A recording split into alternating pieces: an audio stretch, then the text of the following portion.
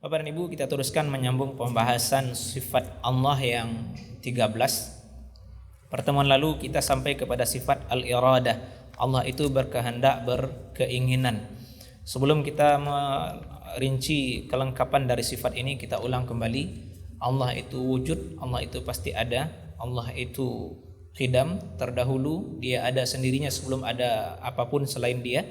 Kemudian Allah itu baqa, kekal, dan dia juga adalah al-mukhalafah lil hawadis, dia berbeda dengan selain dia berbeda dengan makhluk.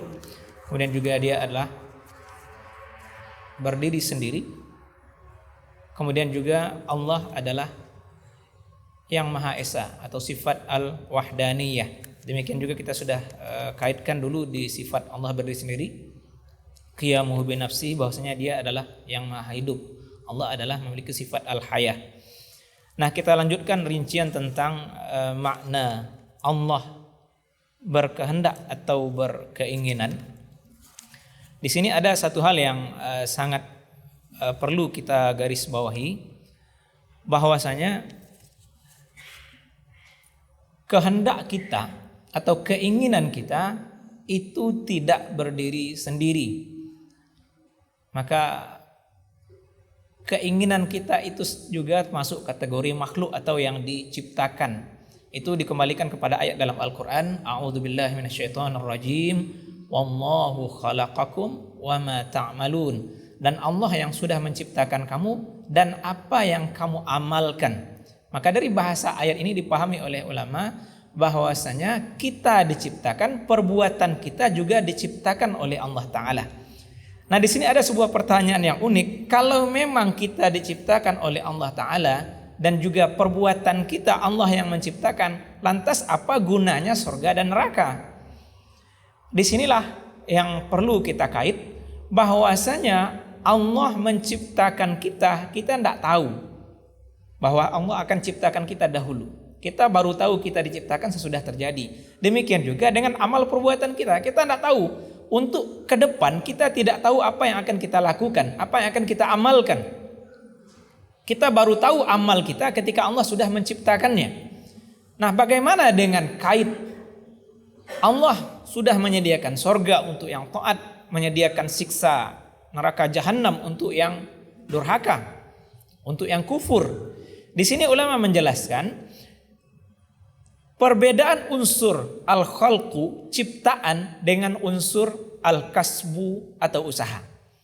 Maka nisbah ke kita manusia adalah unsur al-kasbu. Kita yang mengusahakannya, tapi Allah yang menciptakannya. Dengan bahasa ini, kita mengusahakan tidak akan terwujud yang kita usahakan itu kecuali diizinkan oleh Allah dan Ia ciptakan. Saya ulang ini. Kita yang mengusahakan, tidak akan terwujud amal atau usaha kita ini kecuali Allah ciptakan dan izinkan terjadi. Nah, dengan adanya nisbah al-kasbu, usaha ke kita, itu dijadikan oleh Allah ukuran untuk dua tempat besar itu, surga atau neraka. Maka Allah menyebut bukan soal siapa yang menciptakan amal, tetapi siapa yang mengusahakan. Maka kita ulang ayat dalam surah Al-Baqarah, la yukallifullahu nafsan illa wus'aha laha ma kasabat wa 'alaiha maktasabat. Allah tidak membebankan satu jiwa pun lebih dari kesanggupannya. Maka untuk setiap diri kebaikan yang dia usahakan, demikian juga menjadi beban tiap diri keburukan yang dia lakukan. Maka ini cukup bagi iman kita. Mengait unsur masuk surga dan neraka adalah al-kasbu. Nisbah atau kait ke kitanya adalah usaha. Siapa yang mengusahakan ketaatan, tempatnya ke surga. Siapa yang mengusahakan keburukan, tempatnya adalah siksa neraka. Dan lebih unik lagi, ketika kita nanti masuk kepada sifat berikutnya, sifat Allah al-Qudrah, yang maha kuasa, yang maha menentukan. Maka Nabi SAW menegaskan menjadi bagian iman kita, tu'mina bil qadari khairihi wa syarrih. Engkau beriman dengan adanya takdir, adanya kekuasaan Allah, adanya ketentuan Allah terkait kita, baiknya dan buruknya. Usaha memang bagian kita, tapi takdir adalah hak Allah. Dia yang maha menentukan, dia yang maha kuasa atas segala sesuatu. Maka usaha itu akan berkait dengan kekuasaan atau kehendak Allah dengan izinnya. Bagaimana itu terjadi? Ini mudah kita pahami dari bahasa Nabi SAW ketika menjelaskan hadis tentang takdir, dan Imam Nawawi rahimahullah dalam Riyadhus Shalihin memasukkan hadis ini dalam bab takut. Mukmin semestinya takut ketika membahas takdir. Bagaimana itu? Nabi SAW mengabarkan dengan bahasa yang indah.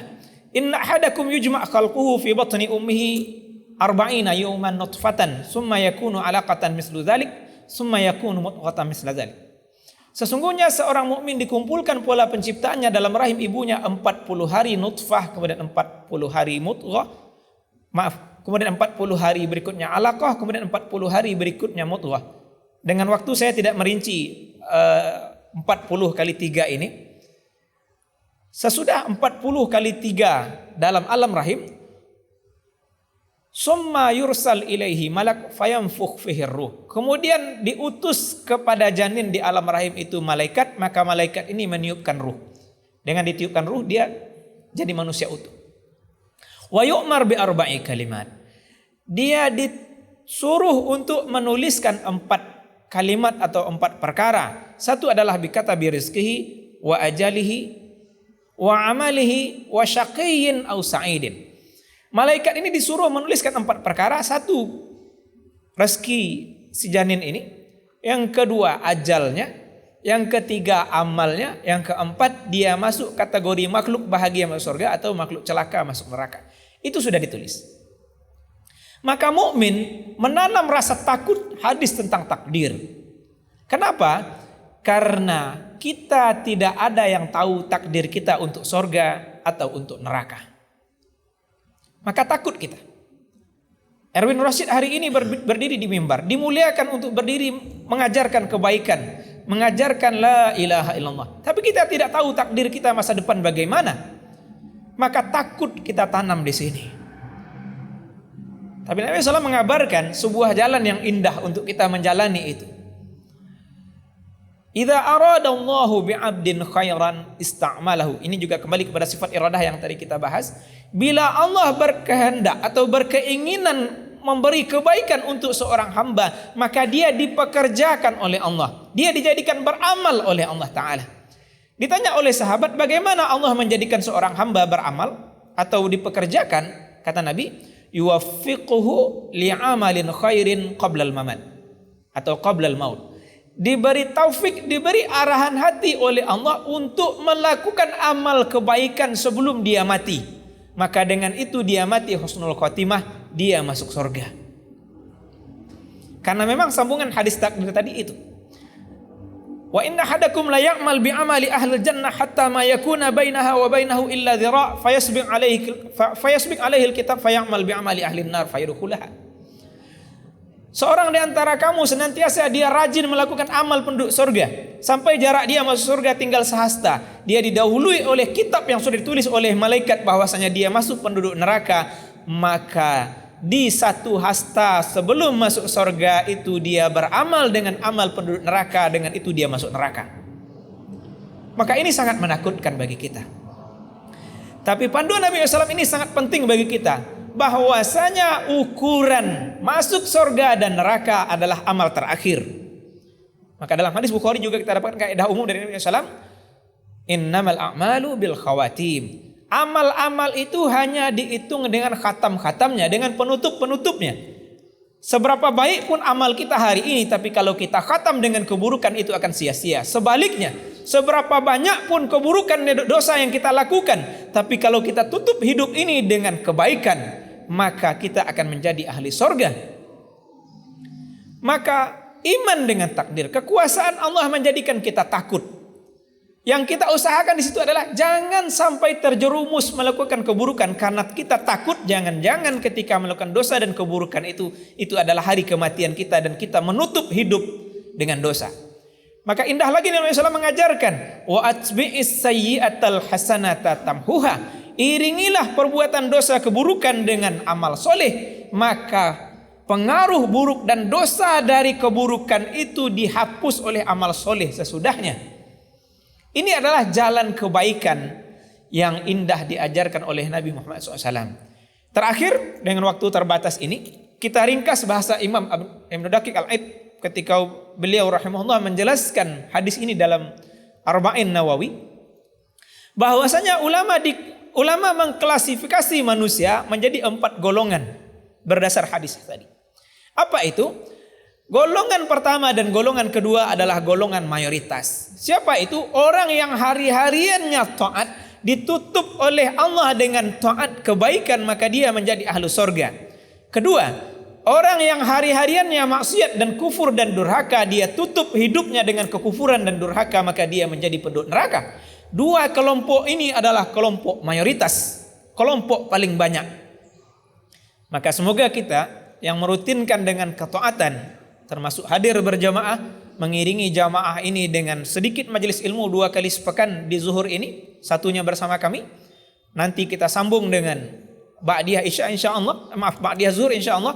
Maka semoga kebaikan-kebaikan ini menjadi pertanda kita akan dibuat oleh Allah berakhir dengan kebaikan. Kita menjadi kelompok mayoritas. Mayoritas nomor 1. Ahli surga mayoritasnya adalah orang yang rutin melakukan kebaikan. Sedangkan kelompok ketiga dan keempat adalah kelompok minoritas, kelompok yang sedikit. Ketiga adalah yang bahagia, hari-harian mereka kufur durhaka, tapi berhasil menutup kehidupannya dengan amal soleh, dengan bertaubat, dengan memohon ampun, maka penutupnya ini menjadi penghapus seluruh dosa dia terdahulu. Kita sudah mendengar keindahan itu dari banyak guru. Berdasar hadis Nabi SAW, pembunuh profesional yang sudah membunuh 99 orang menggenapkan dosanya dengan membunuh gurunya menjadi orang ke-100 yang dia bunuh. Tapi Allah menginginkan bagi orang ini kebaikan. Di situ ada unsur al-kasbu darinya, ada usaha darinya. Dia tetap berusaha memperbaiki diri dengan bertaubat. Diajarkan oleh guru barunya untuk meninggalkan kampung tempat dia berdosa, ke tempat bergabung dengan orang-orang soleh untuk taat. Dia mati dalam perjalanan hanya dengan selisih sejengkal lebih dekat ke tempat yang dia tuju. Itu pun bukan usaha dia sebenarnya, tapi rahmat Allah, kasih sayang Allah kepadanya, karena adanya unsur al-kasbu darinya, usaha darinya untuk berbuat baik, mengakhiri hidup dengan kebaikan, menjadikan orang selamat. Maka mari kita usahakan dosa kita iringi dengan taubat dan amal soleh, maka bisa peluang kita ada di kelompok mayoritas pertama atau di kelompok minoritas ketiga yang selamat. Keempat, dan ini mengerikan, hari-hariannya taat, tapi menutup hari terakhir ajal dia dengan dosa dan kekufuran, maka dia masuk neraka. Tidak berguna kebaikan yang dia lakukan terdahulu. Kenapa? Karena dia menutup catatan amalnya dengan keburukan. Di sini kita belum mendapati hadis, tetapi sebuah kisah